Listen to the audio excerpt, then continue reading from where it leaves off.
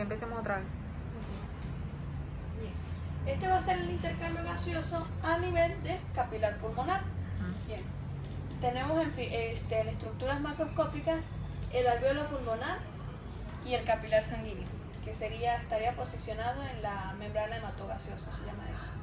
Ok, entonces, ¿cómo se va a dar ese intercambio entre oxígeno y dióxido de carbono? En primer lugar, el eritrocito ya venía con el dióxido de carbono convertido en ácido carbónico, ¿ok? Este ácido carbono, para poder disociarse o separarse para hacer el intercambio, va a ser estimulado por la anidrasa carbónica, ¿ok? La cual va a convertir ese ácido carbónico en dióxido de carbono, en hidrogeniones y en bicarbonato, ¿ok? Entonces, ese dióxido de carbono sale inmediatamente como producto de desecho a través de la exhalación. Inmediatamente, gracias a la inhalación, entran las moléculas de oxígeno a unirse a la hemoglobina, ¿ok? El cloro, que había quedado producto del ácido carbónico, se puede intercambiar con cloro a través de esta proteína llamada banda 3. Ya hacer ese túnel, ¿verdad? Y eso es todo el intercambio que sucede. Bueno, aquí tenemos el intercambio gaseoso a nivel tisular, es decir, a nivel de los tejidos. Bien, tenemos el vaso sanguíneo con el eritrocito y el epitelio tisular al que el eritrocito le va a entregar el oxígeno, ¿ok? Bien, el eritrocito le entregó el oxígeno acá, al epitelio, y el epitelio lo intercambió por dióxido de carbono. Entonces, el eritrocito necesita convertir ese dióxido de carbono en ácido carbónico para ser transportado, ¿ok? Entonces, ¿cómo se dio este ácido de carbono? Perdón, es que son muchos carbonos y se confunden. Se unió el agua con el dióxido de carbono gracias a la anidrasa carbónica. ¿Y qué dio como resultado? El ácido carbónico. Genial. Entonces, hubo intercambio de bicarbonato con cloro para que haya un ambiente ácido. Y el dióxido de carbono puede unirse al eritrocito sin ningún Y problema. luego hay Sí, listo. Eso hice otra vez. Ok. Vamos a hacer el examen de tipificación sanguínea. ¿Qué es la tipificación sanguínea? Es ese procedimiento que se realiza para determinar qué tipo de sangre es o determinar el tipo de sangre.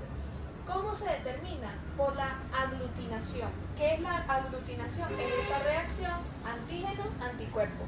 Va a ser una reacción entre los antígenos de la muestra de sangre con los anticuerpos creados en el laboratorio, ¿ok? Entonces, cuando hay aglutinación, quiere decir que ese va a ser el tipo sanguíneo. Es decir, aquí tenemos la muestra de una misma persona, 3 gotitas. Entonces, colocamos las gotitas del anticuerpo. Entonces, hubo aglutinación en A, hubo aglutinación en B y hubo aglutinación en RH. ¿Qué quiere decir? Si hubo aglutinación en los 3, quiere decir que es A, B, positivo. Ya. Ahora, vamos acá.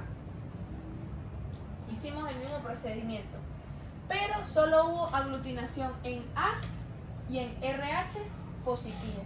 Quiere decir que el tipo de sangre va a ser A positivo. B, RH positivo. A positivo. Ahora, hicimos el mismo procedimiento acá, pero solo hubo aglutinación en B y en RH positivo. Quiere decir que el tipo de sangre es B positivo. Exacto. Ahora, en esta solo hizo aglutinación en RH positivo. ¿Qué quiere decir eso? Que es O. Positivo. Cuando solo hace en RH, quiere decir que es O positivo. ¿Ok? Ahora, acá no hizo aglutinación en absolutamente ninguna. Quiere decir que no es nada más y nada menos que O negativo. que es el menos común.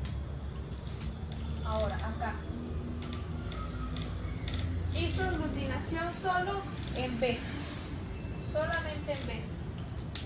Quiere decir que es B negativo. ¿Por qué estamos diciendo negativo? Porque no está haciendo aglutinación En el R factor positivo. Exactamente, Ajá. que es el RH. Ahora, acá, en esta prueba, solo hizo aglutinación en A y en B. ¿Qué quiere decir eso? Que es AB negativa, Ajá. porque no tiene el factor positivo. Ujú. Y si hacemos en esta, donde solo hizo aglutinación en la A, ¿qué quiere decir que es? A negativa. Y eso es todo. Bien, la coagulación sanguínea va a estar dada por la hemostasia. ¿Qué es la hemostasia? Es ese equilibrio dado por procesos fisiológicos y biológicos que van a evitar la hemorragia. Es decir, van a inducir a la reparación de un vaso sanguíneo para que no haya fuga de sangre. ¿Quiénes van a ser las encargadas de este proceso? Las plaquetas, también llamadas trombocitos. ¿Ok?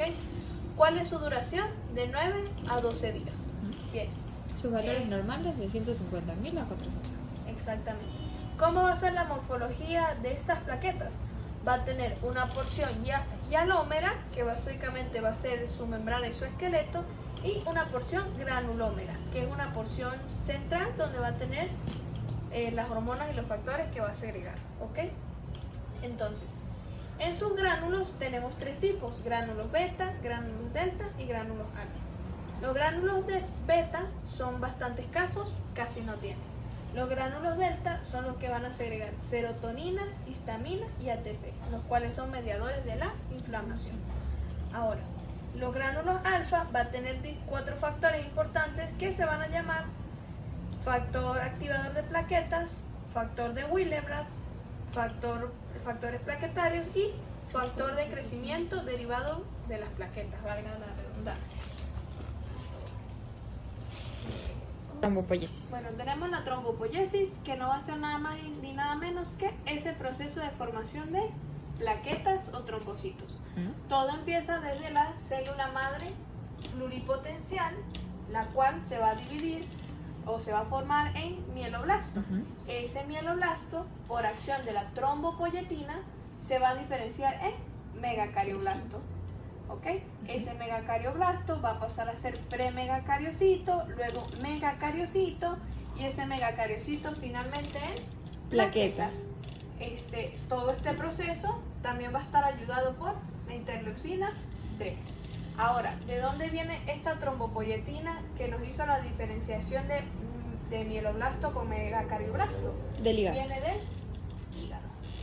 Ok, ¿y la interleucina viene de? Viene del hígado también. ¿También? Ok. El megacaricito va a hacer la división y esta finalmente se va a convertir en plaquetas. Ahora, fuga sanguínea, ellas van a ser como especies de, ¿cómo te explico? Imaginemos que es esto, como un parchecito, muchos parchecitos. Si hay un vaso sanguíneo, como una manguera, y sufrió una lesión y tiene un huequito, ¿qué van a tratar de hacer las plaquetas? Taparlo. ¿Ok? Por eso nos dice, sella cualquier fuga sanguínea, hace el trombo mediante fibrina, es decir, si llegó el vaso, aquí el vaso sanguíneo, ¡pum! Me caí, me enterré, no sé, un clavito, se rompió el vaso. Entonces, ¿qué van a hacer las plaquetas? Como ellas son muy chiquititas, van a llegar muchas, y van a tratar de tapar eso, muchas.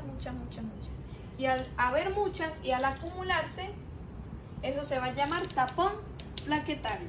Tapón plaquetario. ¿Ok? Entonces, mediante otros procesos que van a ser... Porque hay varios factores que vimos anteriormente que se llama factor activador de plaquetas, factor derivado de plaquetas. Son sustancias que van a ayudar a que estas plaquetas se peguen y queden pegadas ahí. Van a ser la goma de estas. Exacto, van a ser como que la peguita que se una sobre otra y queden entre pegadas. estas. Ajá. Y queden pegaditas ahí y no pasen de largo con el flujo sanguíneo. ¿Ok? Bien. Hacen el tapón plaquetario o el coágulo para tratar de tapar esa fuga. Y también ellas hacen algo que se llama, un proceso llamado trombicoseñal. ¿Qué es la trombicoseñal? Que manda señales a las células de defensa, ya sean linfocitos, neutrófilos, etcétera, a decir como que mire, vengan, tenemos una herida aquí, vengan por si acaso hay algún patógeno que nos pueda infectar o algo. Eso se llama Trombicoseñal. Ok, entonces, sufrimos una heridita acá. Bien. Decimos que hay participación del endotelio vascular. El endotelio son las paredes del vaso, ¿ok? Él va a hacer una pequeña constricción. ¿Constricción para qué? Es decir, que se va a reducir en tamaño. ¿Para qué? Para tratar de hacer que esta herida se vuelva un poco más pequeña, tratar de reducirla, ¿ok? Bien. Tenemos el colágeno subyacente. Subyacente quiere decir que está por acá, cerca, por debajo de él.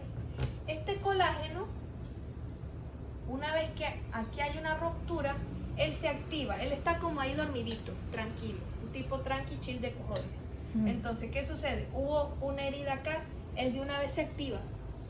Él se activa y se despierta. ¿Para qué se despierta? Él una vez que se despierta, llama a las plaquetas. Las plaquetas van pasando por aquí, ellas ignorantes de su trabajo. Entonces, el colágeno las llama, les dicen plaquetas, les manda una señal. Tenemos una hemorragia, vénganse hasta aquí. Si el colágeno no se activa, las plaquetas no hacen su función. ¿Sí me entiende? El colágeno tiene que activarse, despertar para poder mandarle esa señal a las plaquetas y avisarles que hay una herida o una hemorragia. ¿Ok? Aquí entra también la popular cascada de coagulación. ¿Ok? Que es donde entra todo este poco de factores. Todo este poco de factores que ya vamos a ver más adelante.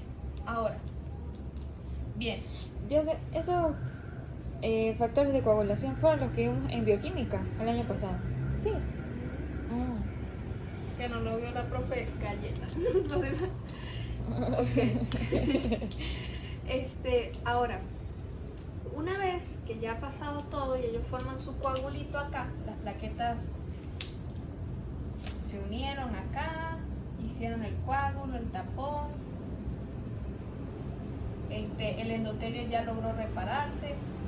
Este coágulo tiene que ser degradado, ¿ok? Una vez que ya se formó aquí nuevo tejido y ya no necesitamos este tapón, tiene que ser destruido. ¿Por qué? Porque si no es destruido, este taponcito se zafa. Y puede viajar al torrente sanguíneo. Viaja por el torrente sanguíneo y ahí es cuando estas bolitas pueden llegar al cerebro o a los pulmones o al corazón. Y es cuando esas vías se tapan, se obstruyen y las personas mueren por algo que le llaman tromboembolía, ya sea cerebral, pulmonar o cardiovascular. Es por eso que el cuerpo tiene que tener un mecanismo de defensa que al terminar de este usar proceso ese- de reparación, ya que no necesite más este tapón, un proceso que lo destruya. Es por eso que los viejitos cuando ya están mayores hay varios que le toman a mandar aspirinas y ese tipo de cosas. Es para que aumente o el flujo sanguíneo o aumente las células o los factores que degradan ese coágulo sanguíneo. ¿Ok? Es por eso la importancia de la degradación de ese coágulo. Bien. Entonces, ahora, ¿quiénes son esos factores que impiden, que hacen que ese coágulo se degrade? Ahorita los vemos a continuación, pero vamos a terminar de dar los pasos de la hemostasia. Entonces, primero ya lo dijimos, en primer lugar hubo la lesión del vaso, en segundo lugar la vasoconstricción, Que se ve el vasito Ujú. para que no se extienda. Luego dijimos que era la formación del tapón plaquetario, recordamos, y finalmente la coagulación, que era ya la formación del tejido, reparación, y solo nos quedaba el coagulito por destruir. Ok. Bien. Ahora, ese taponcito Sabemos que tenemos aquí, vaso de nuevo, el huequito acá, las plaquetas. ¿Quién tenía que activar a las plaquetas para avisarles que tenían que hacer el tapón? El colágeno. Colágeno. Ahora bien, el colágeno les avisó y las plaqueticas se pusieron aquí. Ahora ellas están sueltecitas. Ellas necesitan de una malla o de un pegamento que haga que se mantengan allí. ¿Ok? Esa mallita se le llama fibrina. Fibrina es esa mallita que las va a tener ahí, quietecitas. ¿De dónde viene la fibrina? Del fibrinógeno. Fibrinógeno no era una de las proteínas que tenía la sangre. Perdón, el plasma. Pero aquí tenemos en sangre, la fibrina siempre va a estar corriendo, el fibrinógeno en sangre. Una vez que hay una ruptura, ella se convierte en fibrina para hacer esto. ¿Ok? Bien. Ahora, ¿cómo va a pasar de fibrinógeno a fibrina? Eso va a ser por todo el proceso del factor de la cascada de coagulación. ¿Ok? Que eso lo vamos a ver ahorita más adelante, porque uno dice, ¿y ese fibrinógeno cómo pasó de ser blanco a negro? O de negro a blanco. No. Tenemos. Bueno, cuando sufrimos la lesión de un vasito sanguíneo, ya hablamos sobre el taponcito plaquetario, se van a formar dos tipos de taponcitos. Primero, el tapón hemostático temporal y luego el tapón hemostático definitivo. ¿Qué quiere decir con el tapón hemostático temporal? Es la primera capita que se forma, ¿ok? Es temporal. Luego el definitivo es ya cuando se activan todos estos factores de fibrina, fibrinógeno, cascada de coagulación, que me hacen un tapón mucho más grande y más grueso y comienza la reparación del tejido. El temporal es solo como la primera capita cuando existe la hemorragia, ¿ok? Y el definitivo es ya cuando se forma completo el coágulo para la reparación del tejido, ¿ok?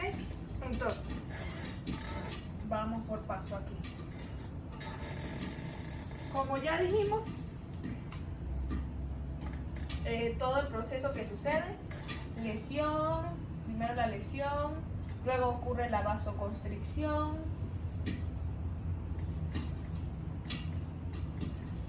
luego de la vasoconstricción, ¿quién es el que se activa primero? El colágeno. Que el colágeno luego va a activar a quién, a las A las plaquetas, que las voy a llamar claro. para que se peguen a él. Ya, yo sé. Aquí, que el colágeno cuando se activa por la lesión va a activar a las plaquetas para que formen el tapón, ¿ok? Como estábamos hablando, existe un tapón hemostático temporal y uno definitivo. El temporal va a ser por activación de las plaquetas, tapón temporal.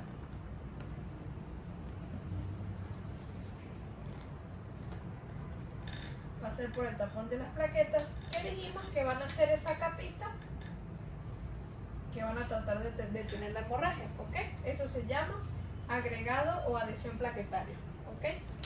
Y como dijimos que el tapón hemostático definitivo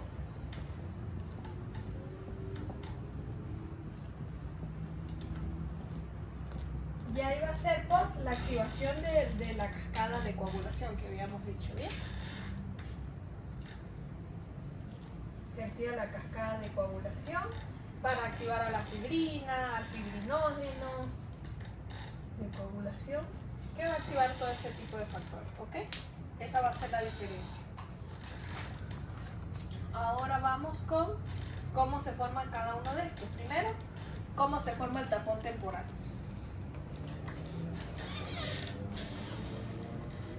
Vamos a ver cómo se forma el tapón temporal.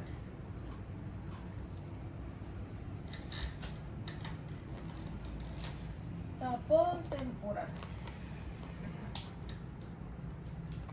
Primero, como habíamos dicho ya, la lesión que hay, activación del colágeno. Primer paso, activación del colágeno.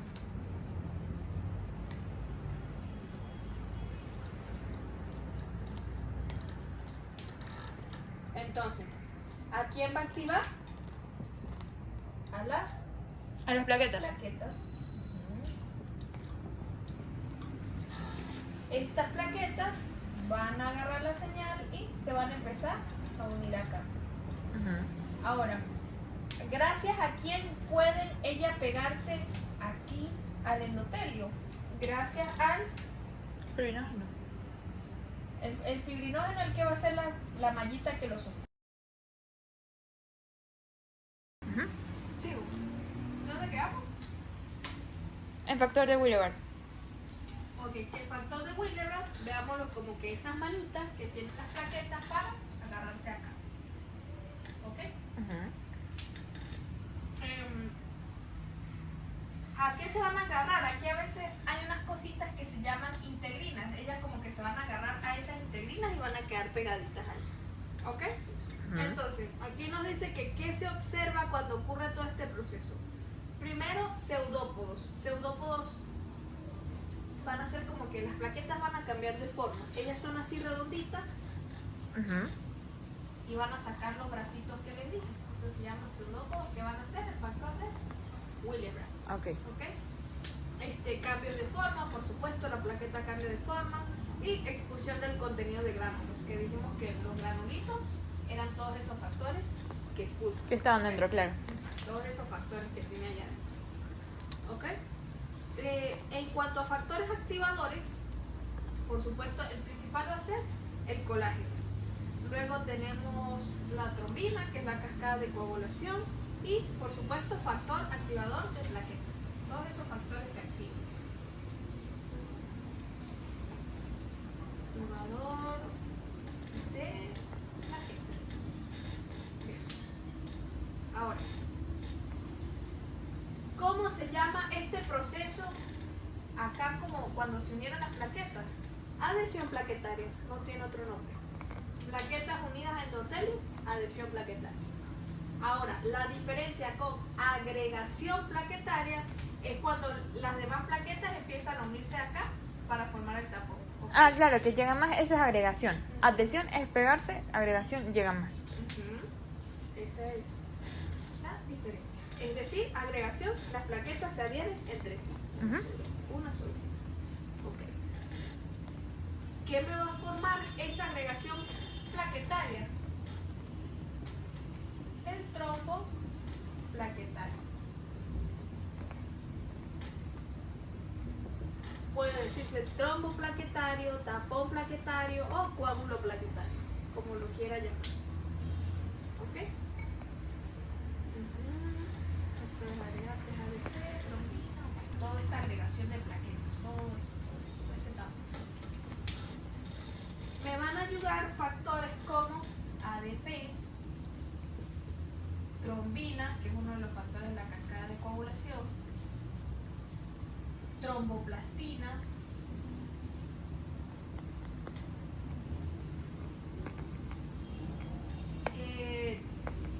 tromboxano A2,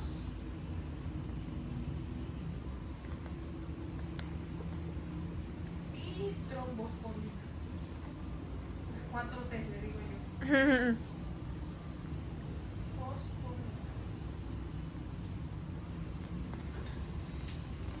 Ahora, vamos a definir la acción de cada una de las más importantes. Este señorito que está acá, tromboxano A2. Esto sale también en pasto, esto le sirve para pasto, en la parte de inflamación. Ahora, ¿por qué es importante ese señor? Recordamos que cuando hay una lesión, de una vez ocurre vasoconstricción. Que el vaso se cierra para que no se extienda más. Trata de contraerse para hacer la herida lo más pequeña que pueda y reducir la hemorragia. ¿Ok? ¿Quién va a ser el encargado de que esa vasoconstricción ocurra? El tromboxano A2. Va a ser un vasoconstrictor. Agente vasoconstrictor. Ahora, ¿de dónde sale ese tromboxano A2?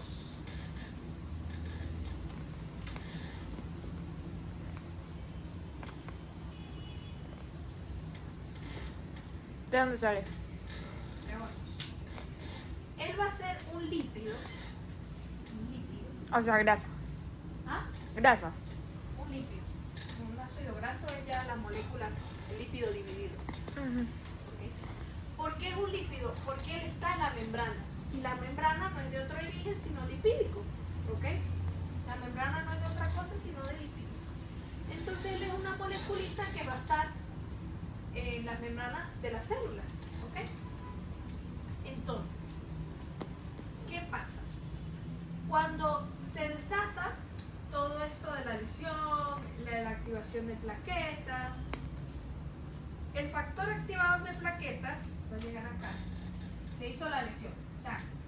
Se desató todo ese poco de procesos, llegaron las plaquetas, hicieron la adhesión con el colágeno, todo lo que ya mencionamos anteriormente. Se libera de los gránulos de la plaqueta el factor activador de plaquetas. ¿Okay? Ese factor activador de plaquetas es el vaso. Aquí todo con vasos. Va a llegar a unos receptores acá, que están presentes en el endotelio, que se llaman receptores de serpentina. Yo me imaginaba como unos resorticos así. Como la serpentina, ¿no? Ajá, receptores de serpentina. ¿Qué pasa? Cuando llega el factor activador de plaquetas y me cae en estos receptores de serpentina, en estas células del endotelio sabemos que todo esto son celulitas que conforman el vaso sanguíneo. En esas celulitas se me va a activar la fosfolipasa C.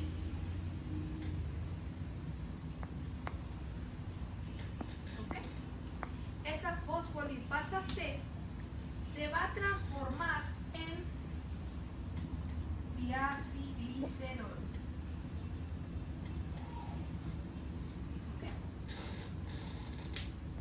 Ahora, ese diacilglicerol junto con calcio,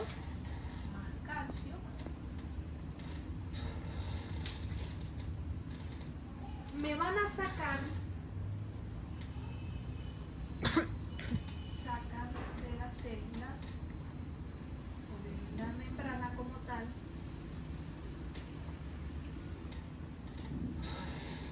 un lípido o fosfolípido llamado, está dentro de la membrana, ¿no? Ellos como que van a sacar ese lípido de la membrana que estaba ahí escondido.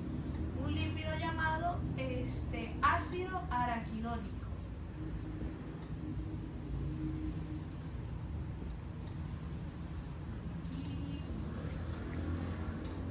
Bien. Ese ácido araquidónico va a llegar en la fosfolipasa A2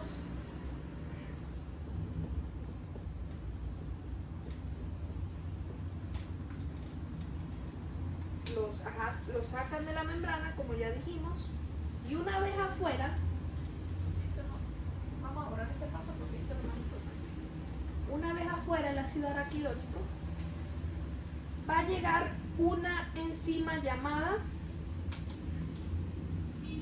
ciclooxigenasa, un al tambor, esta es la parte más importante. Oxigenasa. Esa ciclooxigenasa va a hidrolizar al ácido araquidónico, ¿ok? A través de dos vías. Puede ser COX-1 o COX-2. Imaginemos que la ciclooxigenasa se divide en dos. COX-1 Uno y COX-2 dos. y me van a hidrolizar ¿a quién? Ácido araquidónico. ¿Ok? ¿Para qué lo hace? Eso lo hace para que este ácido araquidónico se me convierta en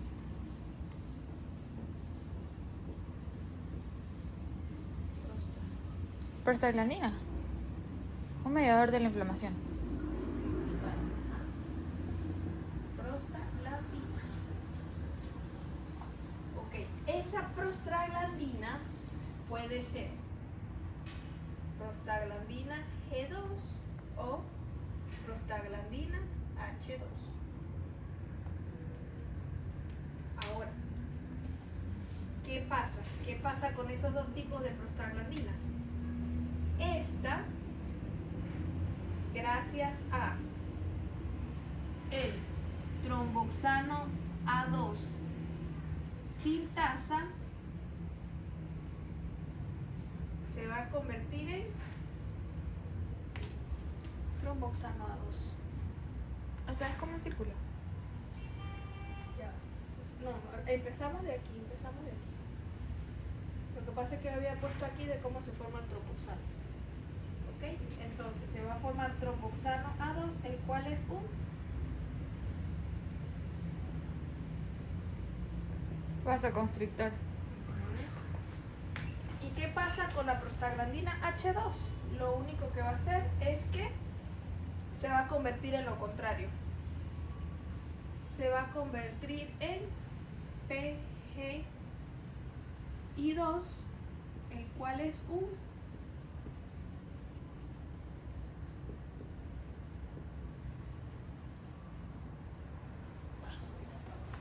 Ahora vamos de nuevo.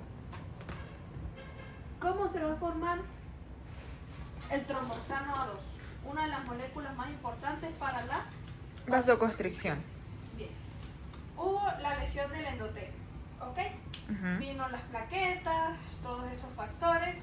Las plaquetas, desde su porción granulómera, que es donde están todos sus factores que segregan, secretó factor activador de plaquetas. ¿Ok? Ese factor activador de plaquetas se fue a unos receptores de serpentinas en el endotelio del vaso sanguíneo, ¿ok?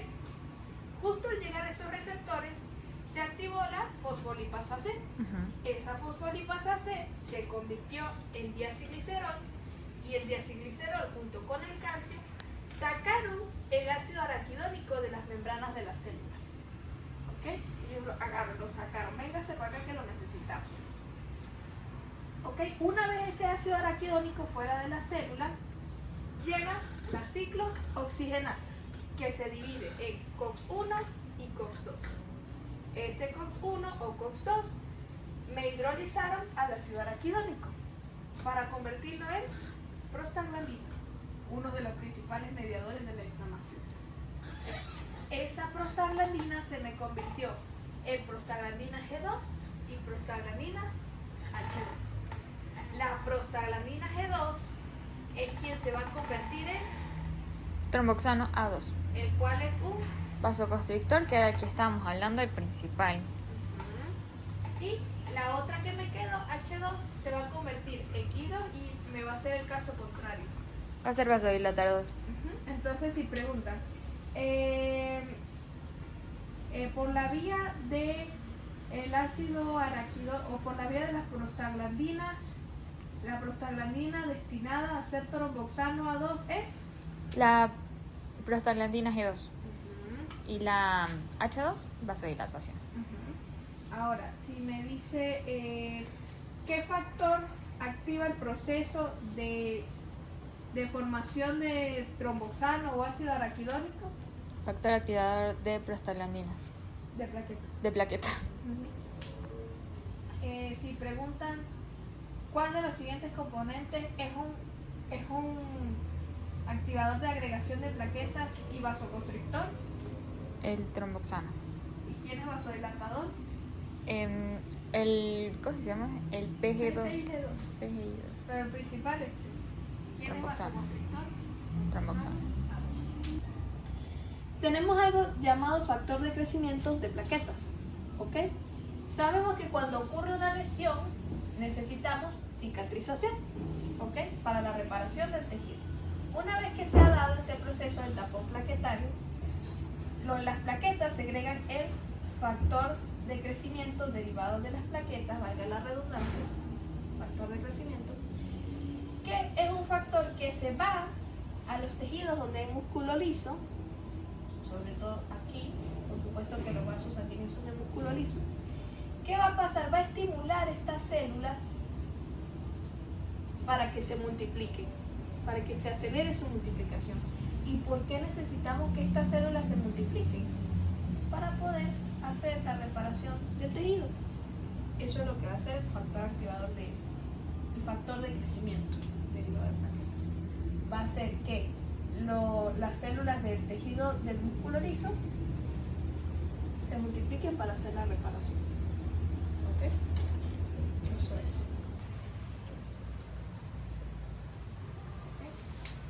Tenemos dos vías. La vía intrínseca, o sistema intrínseco, y la vía extrínseca. ¿Por qué hablamos de vía intrínseca y extrínseca? Intrínseca porque son factores que están dentro del vaso sanguíneo, extrínseca porque son factores que están fuera del vaso sanguíneo. ¿Ok? Tenemos 12 factores en total. Bien, pero ok. Empecemos primero por la vía intrínseca. Al final las dos vías se van a unir, pero ya veremos cómo. Ok, gracias a la lesión que ocurrió, inmediatamente empieza la cascada de coagulación gracias a potasio. ¿Okay? Bien, entonces, lo importante acá es que el principal factor que se va a activar es el factor 12, también conocido como factor de Hagemann. Ese factor 12 obviamente se va a activar. Aquí tenemos factor 12, activar. Una vez que ese factor 12 se active, me va a activar al factor 11. Factor 11 activado. ¿Ok? Luego de que ese factor 11 sea activado, él junto con fosfolipasa,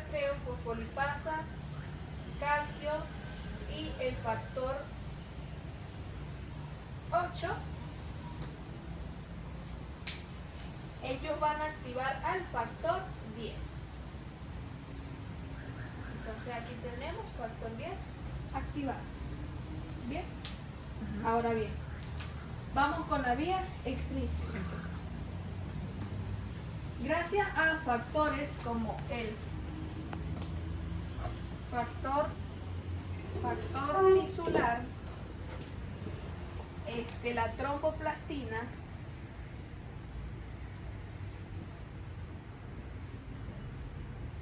¿verdad?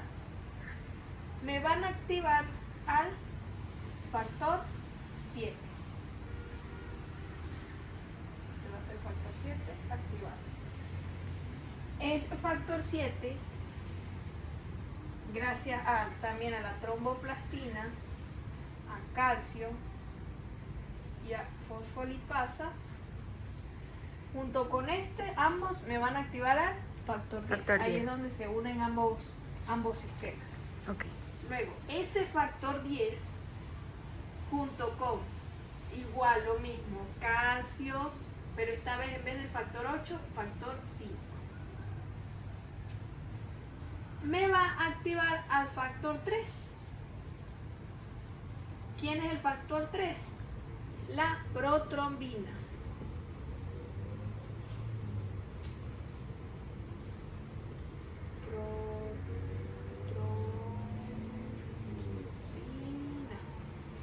¿Y en qué me la va a convertir? En trombina. Listo. Pasar con esa trombina. ¿Listos acá?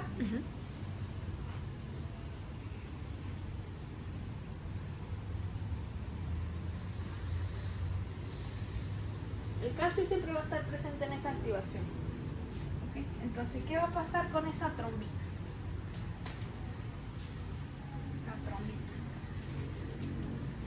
La trombina va a activar al factor 13. Vamos a poner los números normales. Factor 13. Factor 13 activado. Una vez que ese factor 13 ha sido activado, este factor se le llama estabilizador de la fibrina. ¿Qué va a pasar? Va a estabilizar, como su nombre lo indica, a la fibrina. Ahora, ¿de dónde viene la fibrina? Del fibrinógeno. ¿Y cómo se convirtió el fibrinógeno en fibrina? Gracias a la trombina. Aquí está haciendo dos acciones la trombina. hizo que el fibrinógeno se convirtiera en fibrina y activó el factor 13 para que me estabilizara A la fibrina. a la fibrina. Ujú. Y listo, gracias a todo ese proceso, recordemos que la fibrina hacía la mallita para las plaquetas, para que no se fuera. Y gracias a eso se forma el tapón Plaquetaria. plaquetario. No. Sistema intrínseco, sistema extrínseco. Ok, ocurrió la lesión, tal, vino, se activó el factor 12. Ok, el factor 12, ¿a qué me activó? Al factor factor 10. 11. 11. Luego ese va como en decreciente, ¿viste? Luego de ese factor 11 me activó el factor 9. 9. Ujú. Ese 9 junto con calcio, vamos a ponerlo aquí con otro color. Ese factor 9 más calcio y más el factor 8 me activaron al factor 10. ¿Ok? El 10 es el factor donde se van a unir las dos vías. Cosita importante de saber. Ahora, aquí en la vía extrínseca, gracias a diversos factores como la tromboplastina y el factor tisular, se activó el factor 7. Ese factor 7 activado de una vez inmediatamente se me El viene a factor activar el 10. 10 también. ¿Junto con quién? Igual también con calcio. Bien, ahora este factor 10 más el factor 5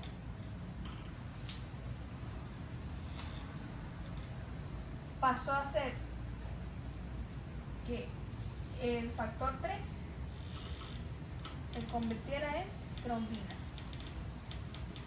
Porque dijimos que el factor 3 era la protrombina.